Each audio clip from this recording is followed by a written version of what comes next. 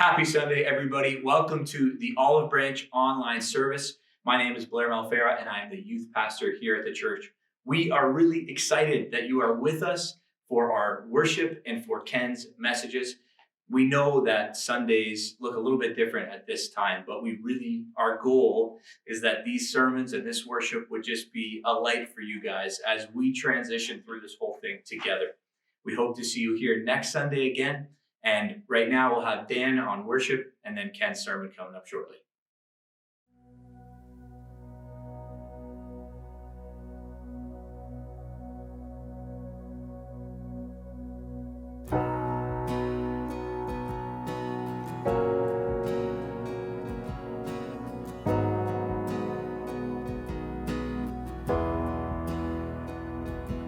One church, one faith, one anthem read, God and God alone. One cross, one grace, one name that saves. All praise to you belongs. All praise to you belongs. We lift you higher, higher. God and God alone, your name be louder, louder than any other song. You are forever seated on your throne. You are forever God and God alone. Who else can wash our sin away? God and God alone. Who else can raise us from the grave? All praise to you belongs. Jesus, all praise to you belongs. We lift you higher, higher.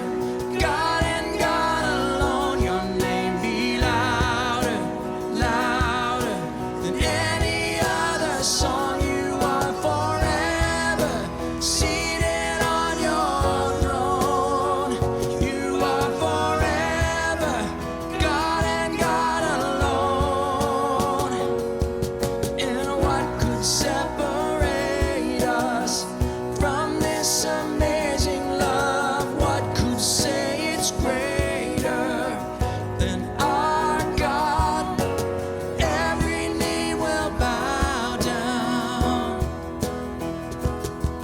And what could separate us from this amazing love? What could say it's greater than our God? Every knee will bow down. Oh, every knee will bow down. We lift you higher, higher. God and God alone, your name be louder, louder than any other song. You are forever seated on your throne. We lift you higher, higher. God and God alone, your name be louder, louder than any other song. You are forever seated on your throne. You are forever God and God alone. You are forever God and God alone.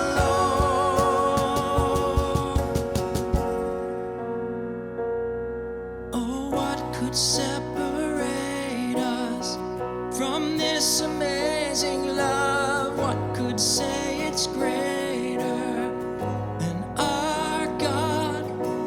Every knee will bow down. Oh, what could separate us from this amazing love? What could say it's greater than our God?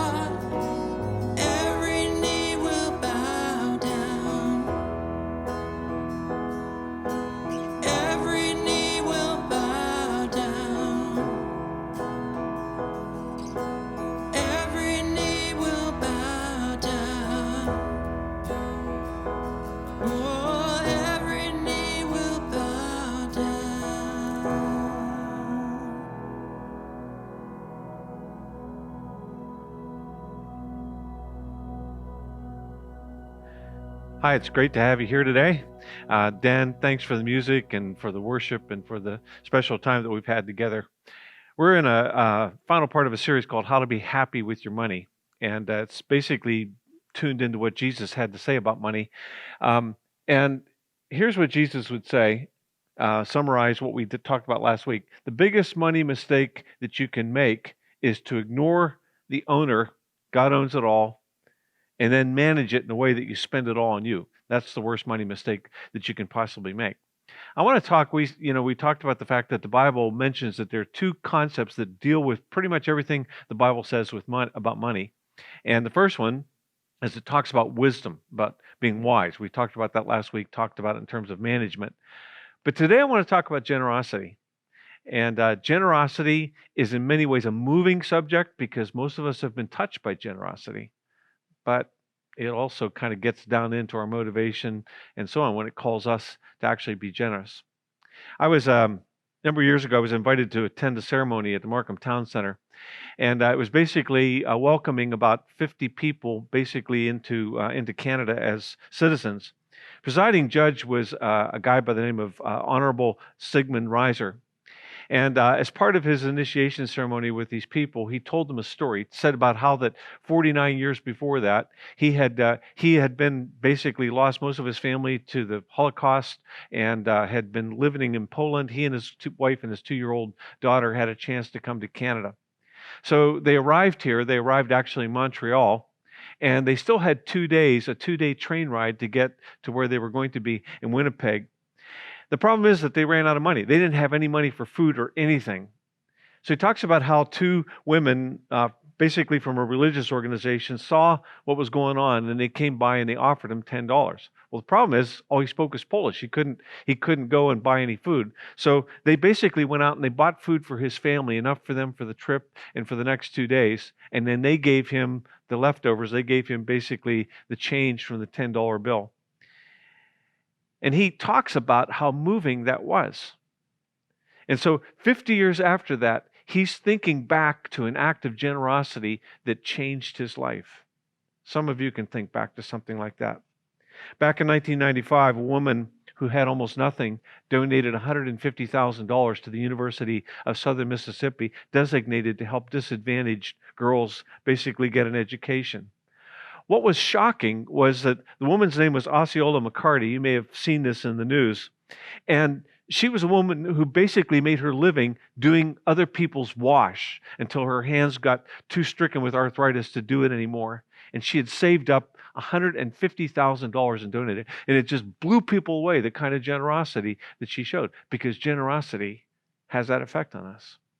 For me, my story is about a guy by the name of Andy Ketterer. And I was in university and, skimping by, working, trying to get through. And I remember getting a $100 bill in the mail from him. And I knew he had this little company that wasn't doing well, and yet he took $100 and sent it to me. And I was just so moved by his generosity. He did that several times. See, here's the deal. Anything I accomplish with my life, any person I touch, he shares in that because he invested in my life. And that's what generosity does. From God's point of view, generosity is basically about being wise enough to invest money that you cannot keep into a reward that you cannot lose. That's exactly what generosity is.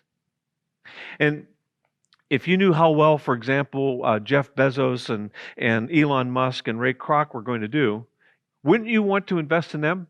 Because if you did, you see, if you got in at the bottom level, you would be a millionaire, I'm guessing. So here's the question. Jesus asks us to invest in his kingdom, to invest in people he loves. What do you think of Jesus? What do you think his chances are of success? Because he said he was going to build a kingdom that would last forever, and that what he was doing was going to change the world. What we're going through now certainly raises our fear quotient when it comes to money, doesn't it? I mean, we watch, stock market going the way it's going and jobs and everything, and we begin to worry. And Jesus addresses this kind of fear head on because it almost always affects generosity. He says this, "Do not worry, saying, 'What shall we eat?' or 'What shall we drink?' or 'What shall we wear?' For the pagans, and he's talking about people there who don't have any concept of God, for the pagans, run after all these things, and your heavenly Father knows that you need them.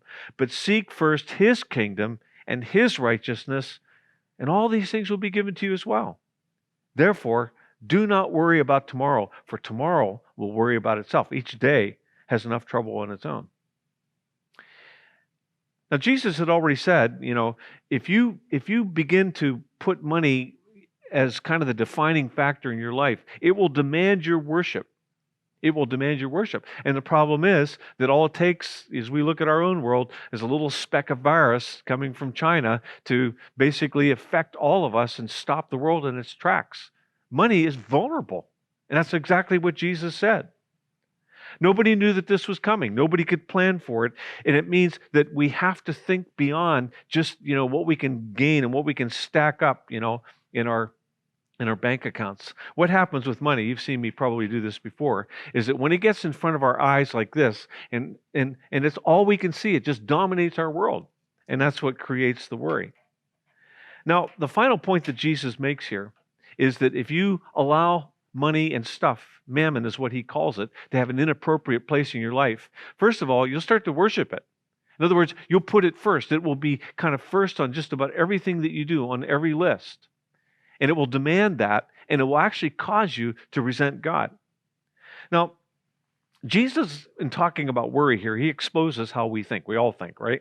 What about me? What if? What if something bad happens? What if I run out of money? What if I run out of food? What if I run out of shelter, What if I help other people who are in need and I do what he says and then I run out and I'm in need?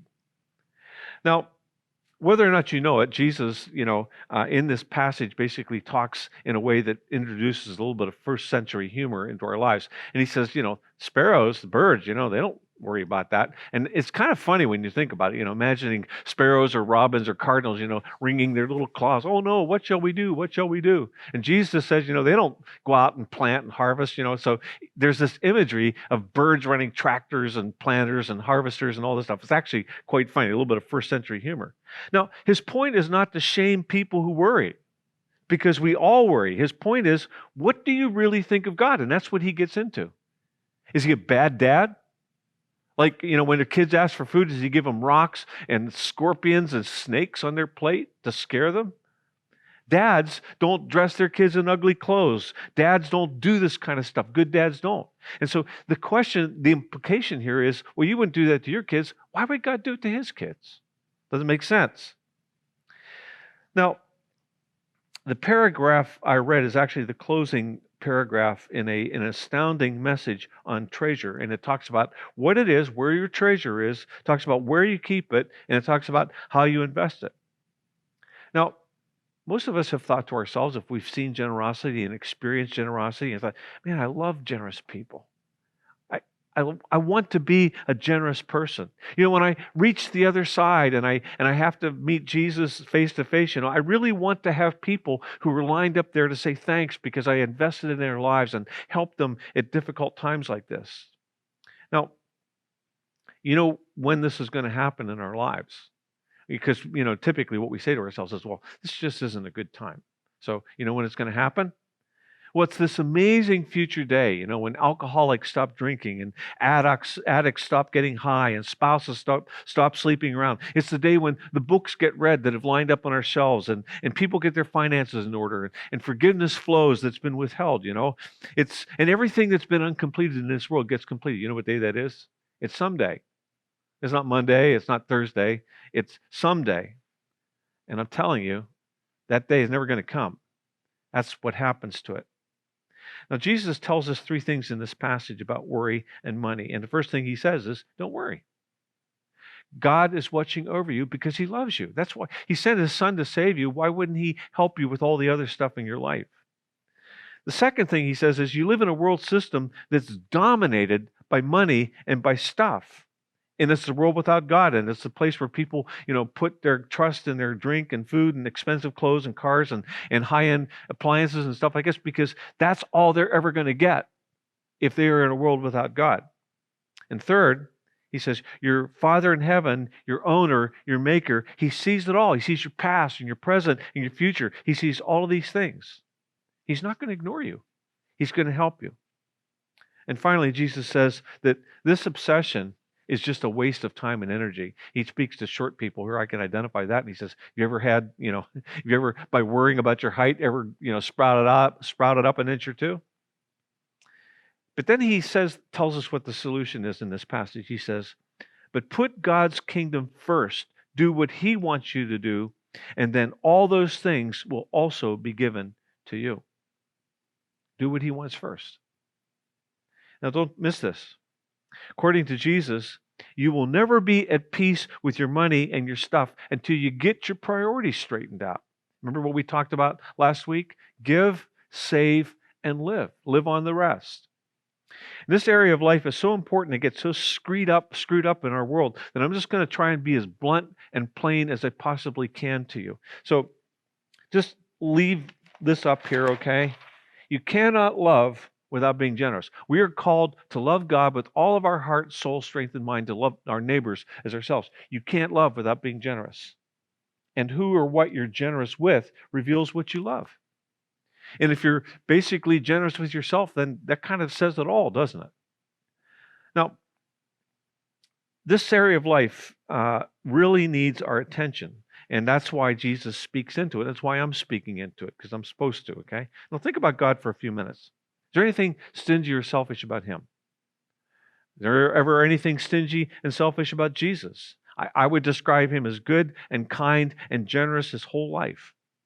In fact, Jesus, in a statement to Nicodemus, remember, he tells us why he actually came into this world. God so loved the world. God loved the world so much that he gave his one and only Son, that whoever believes in him will not perish, but have life. So if God gives his Son, I mean, he could have, with a single word, he could have stacked everybody's house with high-end stuff. He could have given us all expensive cars and, and a place in the country or whatever it is. He could have done that, but instead he sent his Son, what was most precious to us.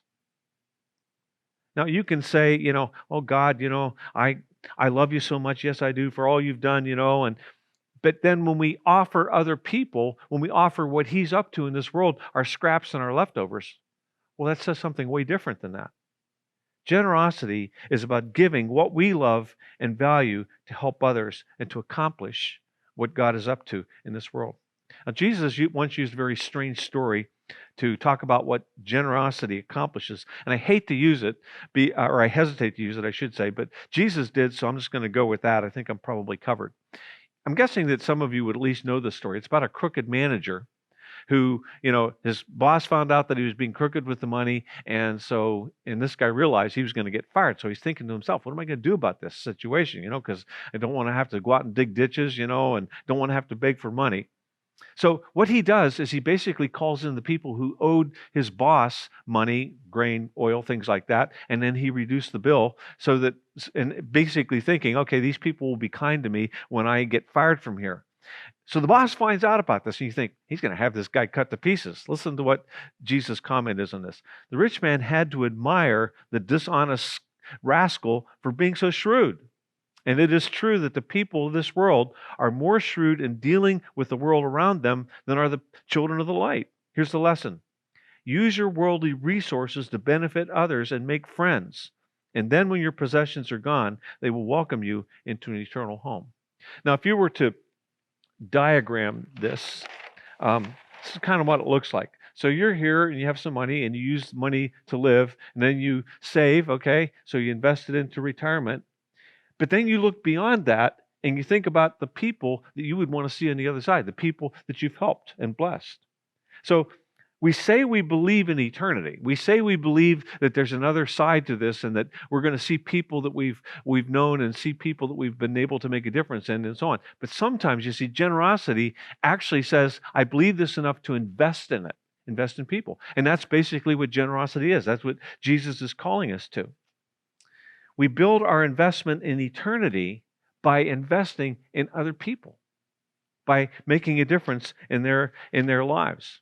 And then they are the ones who welcome us in. There will be people lined up, apparently, according to what Jesus is saying here, to welcome us home, into the ultimate home that we will experience. Now, Jesus says this next, and this is very powerful. He says, if you are faithful in little things, you will be faithful in large ones. But if you are dishonest in little things, you won't be honest with greater responsibilities. And if you're untrustworthy about worldly wealth, who will you trust with the true riches of heaven? Who will trust you with the true riches of heaven? And if you're not faithful with other people's things, then why should you be trusted with things of your own? Get this, understand what he's saying. This is the whole thing. God owns, we manage. And to just use what we have for ourselves is mismanagement of what God has placed in our hands. And God calls the money and stuff that we worry about and fret about, and grab and clutch and claim and, trade big portions of our lives for, and sometimes even worship. He says, these are little things. These are little things. We write books about rich people who have cool stuff, and we name corporations after them, and we hold them up as celebrities and role models and make movies about them. And Jesus says, these are little things. And Jesus makes it clear that how we manage these little things, like worldly wealth, has a direct impact on what we're going to be trusted with on another shore. And that is a time that totally dwarfs this little period of 70 or 80 or 90 years that we have here on this planet. Jesus' closing comment about our money is, if you are not faithful with other people's things, his things, then why should you be trusted with things of your own? This is management language. Now, with this in mind, I want you to think about all you have. Okay, so there's a house, maybe, hopefully, and car, and maybe cars, appliances, bank accounts, toys, clothes, shoes. Did I say shoes? iPhone, stereo, your checking account, your savings account, Now, you know why we have these things? It's because God has given them to us. Timothy writes this, and he says, Paul writes this to Timothy, that God richly gives us all we need for our enjoyment. He wants us to enjoy these things. That's why he gives them. But we have a problem because sometimes we begin to depend on these things instead of depending on God. Now, sometimes we say things like, oh, I'd really love to help others, and I'd like to be kind and generous with my money, but I just don't have anything left to give. And that's why you have to get your priorities straight, where you choose to give and you choose to save and then you choose to live, or it'll never happen. Remember the M word that connects with money and happiness? It's not more. We sometimes think it is, but it's actually manage. Now, does anyone, see a manage word in the list of qualities? Because the Bible tells us that God is building something in our lives. He has something that he wants us to be. It says, but the Holy Spirit produces this kind of fruit in our lives: love, joy, peace, patience, kindness, goodness, faithfulness, gentleness, and self-control. There's no law against these kinds of things. That's what God is building in us. That's what he wants to do in us. Can you become this kind of person without being generous? No. And there's a word in this list, it's a management word that talks about how this happens. It's self-control. It's the ability to say no when we need to say no. It's the ability to say enough when we've had enough. And it's the ability to say yes when we need to say yes. Now, here's the deal. Like I mentioned, I'm told to talk to you about money as your pastor, okay? And if I'm not your pastor, if you're just kind of listening in and somebody forced you to come in and listen to this thing and you don't follow Jesus or anything like that, then this really isn't for you, okay? But what I'm talking about here for people who follow Jesus is not optional. And it's not optional for me because I'm accountable. Paul writes this to Timothy, who was a pastor who kind of followed in his footsteps. He says, teach these things, Timothy, or whoever is a pastor, and encourage everyone to obey them. Now, first of all, he writes kind of a general statement, on how God sees wealth. This is what it says. This is found in 1 Timothy chapter 6. Yet true godliness with contentment is itself great wealth. After all, we brought nothing with us when we came into the world, and we can't take anything with us when we leave it. Even if you get buried in a gold Cadillac or Mercedes, you can't take it with you. It rusts in the ground. So if we have enough food and clothing, let us be content. But people who long to be rich fall into temptation and are trapped by many foolish and harmful desires that plunge them into ruin and destruction. And in this, and we're familiar with this, for the love of money is the root of all kinds of evil. And some people, craving money, have wandered from the true faith and pierced themselves with many sorrows. Notice how he defines true wealth here in this passage. It's living a God-honoring life and being content. Contentment is something that you can learn. That's what Paul says. I've learned to be content with little. I've been learned to be content with a lot. And when people are not content, that is at peace with their money or appearance or whatever, then they get into all kinds of trouble. That's what Paul is referring to here. And that's what Paul says. Longing to be rich, this nagging instinct that we have to get more and more and more and more and accumulate is a recipe for wrecking your life. But we already know that, don't we? We've already seen so many people do this. The love of money is the root of all kinds of evil. Money itself is just a tool. But when you love it, and when you put it first, then that's behind all the evil that goes on this planet. So what do we do? Well, Paul tells us here, and I'm simply passing it on to you as faithfully as I possibly can. Paul tells us exactly how to, put our treasure in the right place. It says, teach those who are rich in this world not to be proud and not to trust in their money, which is so unreliable. Their trust should be in God, who richly gives us all that we have for our enjoyment. Tell them to use their money to do good. They should be rich in good works and generous to those in need, always being ready to share with others. By doing this, they will be storing up their treasure as a good foundation for the future so that they may experience true life. Now, sometimes one of our first protests when we read this is, well, I'm not rich, And I'd have to ask, compared to who? I mean, you comparing yourself to Bill Gates, Jeff Bezos, Donald Trump, or the people who live in McMansion a few streets away. I mean, let's just be honest about this, okay? Where we live, we have 90%, we have more than 90% of the world. So, let's identify with it. Just raise your hand. Say, I'm rich. I qualify as being a rich person because, I make more than 90% of the people who live in this world.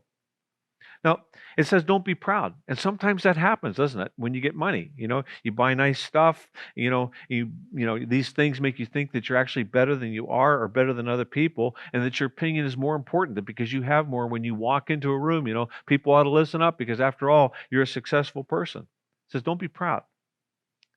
Now, the second thing I'm told to tell you is don't trust money. Don't trust money, trust God, because money is unreliable. Anybody notice what's going on in the stock market? What's going on with jobs? It's unreliable. You put your trust in it, you're going to get your heart broken. The third instruction is for me and for you to use our money to do good. And it's not just talking here about doing good for you, me, and spending it on our families and stuff like this. So I think that we're called to do good for other people, do good in this world with it. We're called to be rich in good works. In other words, one of my resources, and yours is not just money, it's time and energy. Good works is not about just, working to earn more money to buy yourself more upgrades and experience. It's about serving other people. That's what Jesus has called us to do. We're to do good. We're also called to be generous with those in need. I want you to think about people in need, not necessarily in your neighborhood, but in the world. How about the people who went to bed hungry last night? What about people who had to go get water from places where the water is polluted and makes them sick? What about kids that get sold into prostitution or people who get caught in addictions? I would say the people who don't have a clue about Jesus and a clue about his forgiveness and his goodness, they would be those in need as well. We're called to help them. And in case anything gets left out here, Paul says for us, the rich people of this world, to always be ready to share what we have with others. And to do that, you're going to have to plan for it. You and I have to plan that there's going to be leftover, there's going to be money that we have set aside to help and serve other people. It builds a firm foundation for the life that isn't yet. It's good for others and it's good for us. And Paul says if you want to really live, if you want to find real life, then you've got to live like this. You have to plan to do it. Now, some people get stuck thinking about how to start giving and how to be generous and so on. And and if this is you, and if you're waiting for the big windfall and stuff where you can, give some and it's not going to hurt, here's what I know. With anything that's good in life, you have to actually start doing it. A few weeks ago, I decided I was going to up the number of push-ups and sit-ups I do, And you know what I found out? The only way to do that, like I thought, I do 5, I probably ought to do 6. The only way to do that is actually start doing it. Actually get started doing it. And what happens is giving and other good things are like muscles. You have to exercise them for them to actually develop and grow.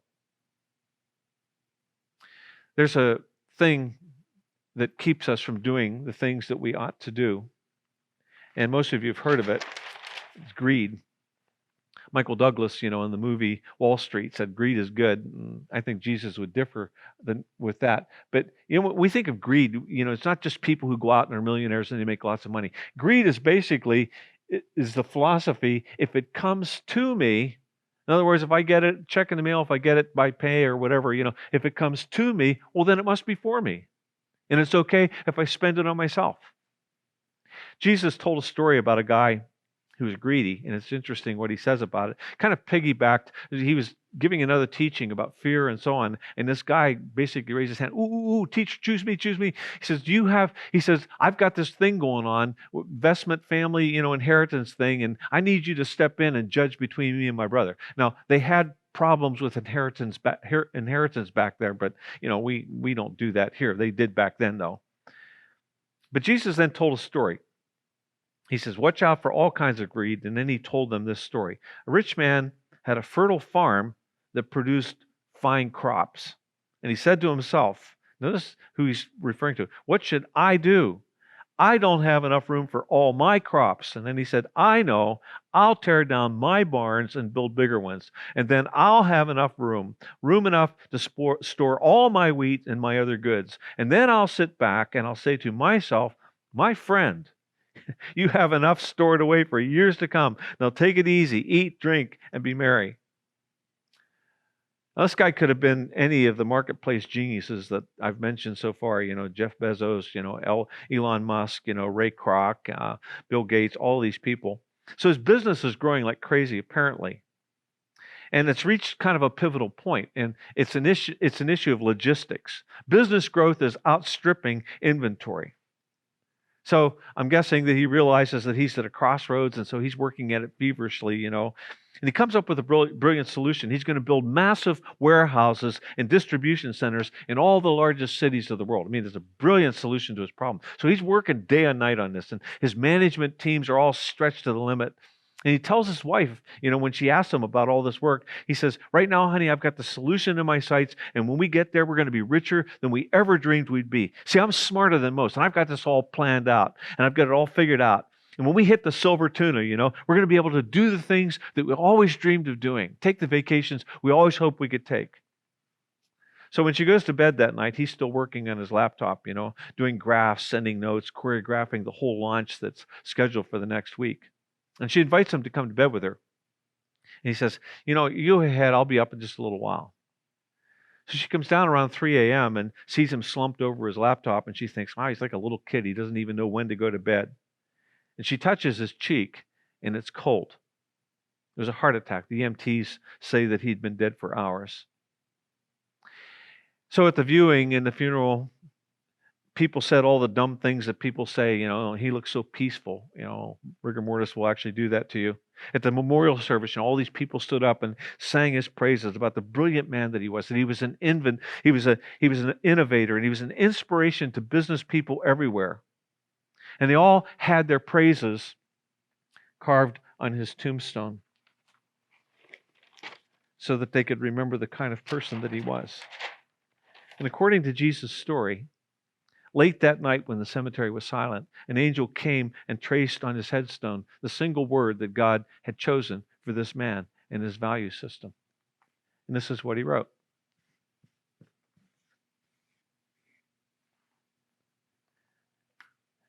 God said to him, you fool, you will die this very night, and then who will get everything that you've worked for? Yes, a person is a fool to store up earthly wealth, but not have a rich relationship with God.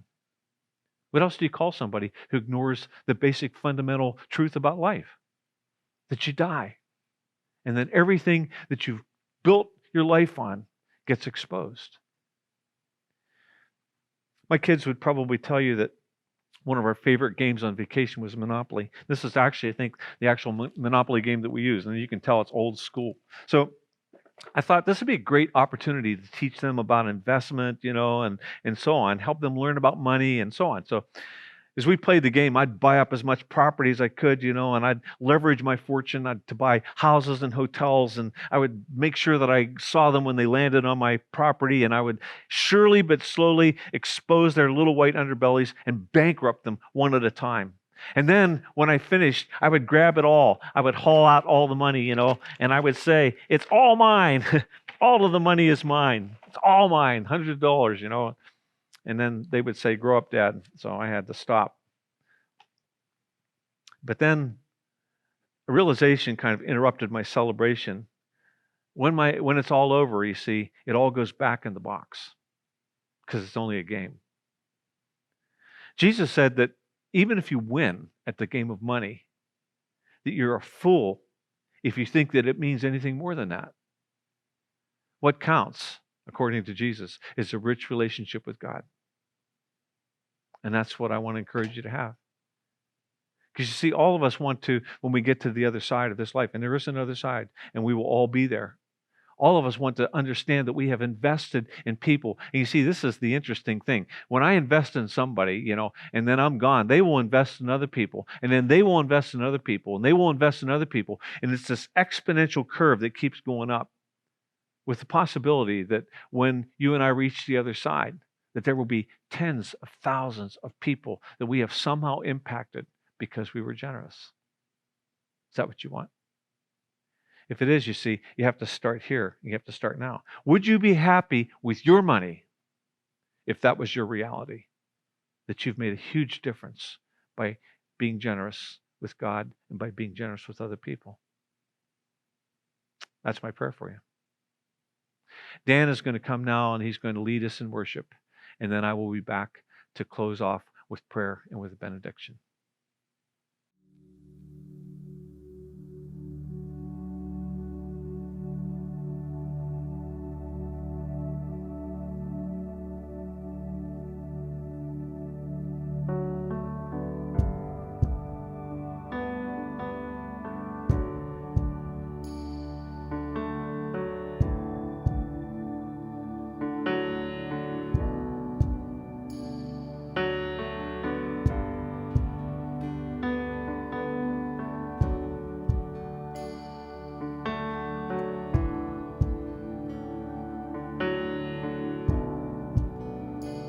You are here, moving in our midst.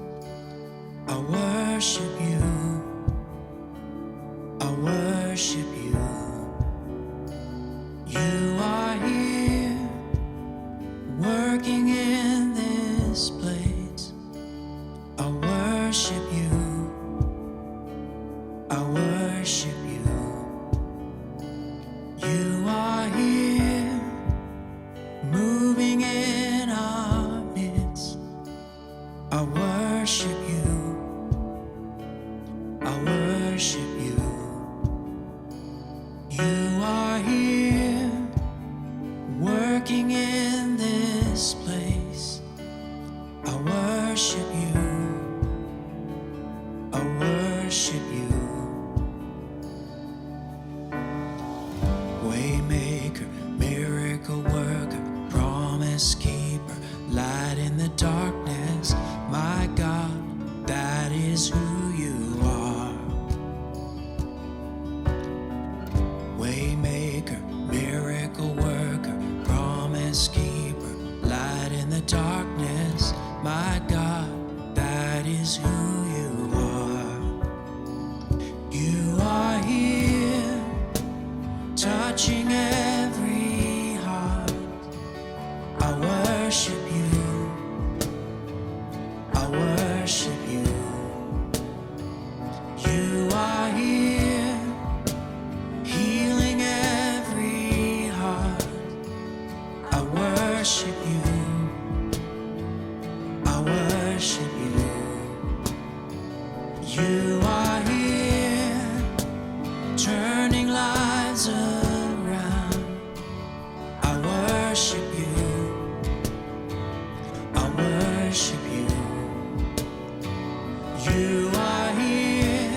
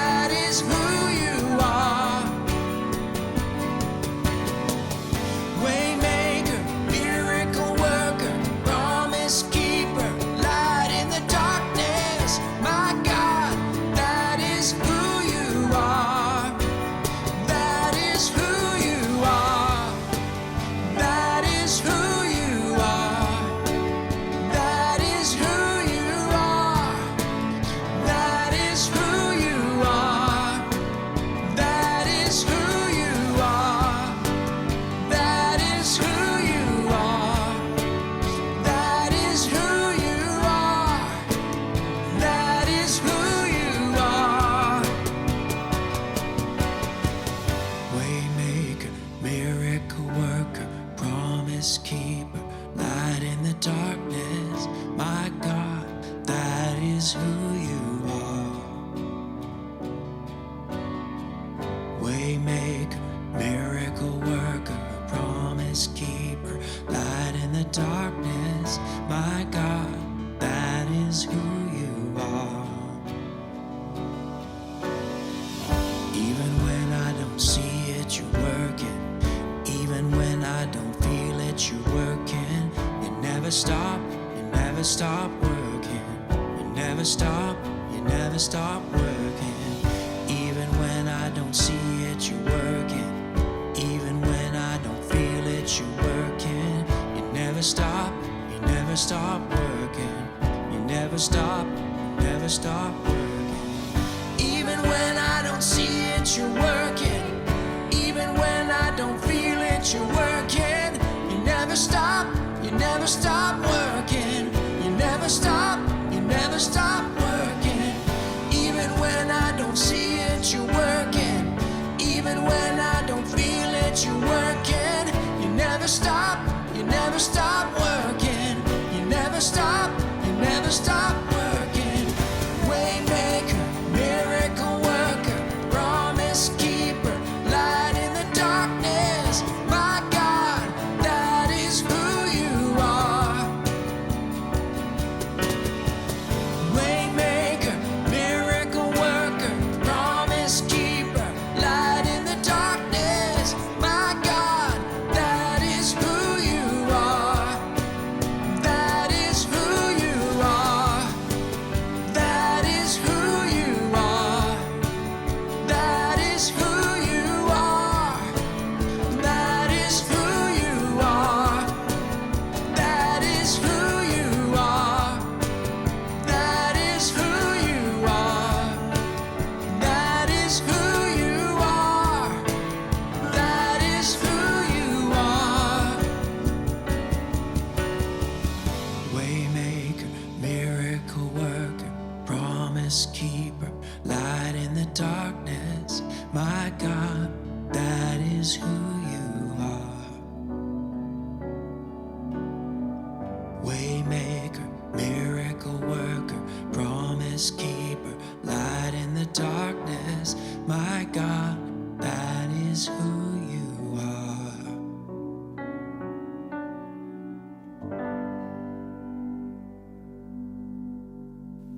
Let's pray. God, we realize that you have placed into our hands all the things that we love and value, the people in our lives, children, family members, people that we live around, work with, as well as all the other resources. You've given us money, you've given us possessions, you've given us homes, you've given us all the things that we have. You're the owner. We're the managers. And I pray that you will help us to remember that. I pray that we would remember that and that we would prioritize how we use what we have given you, what you have given us, so that we can make a difference with our lives in this world. Thank you for your help, because we need it. Amen. So may God meet all of your needs, because you have them. May God calm your fears and help you to not worry about the future, that He has that. Every day has enough worry of its own, and He holds you and He holds your future.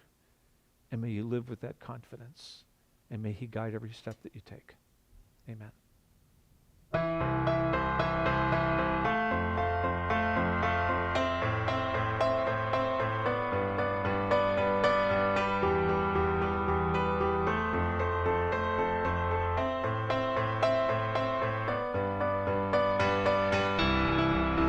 Kids, make sure you join us this week on YouTube and Zoom. Ask your mom and dad to check us out at kidsbranch.ca, and let's keep growing with God.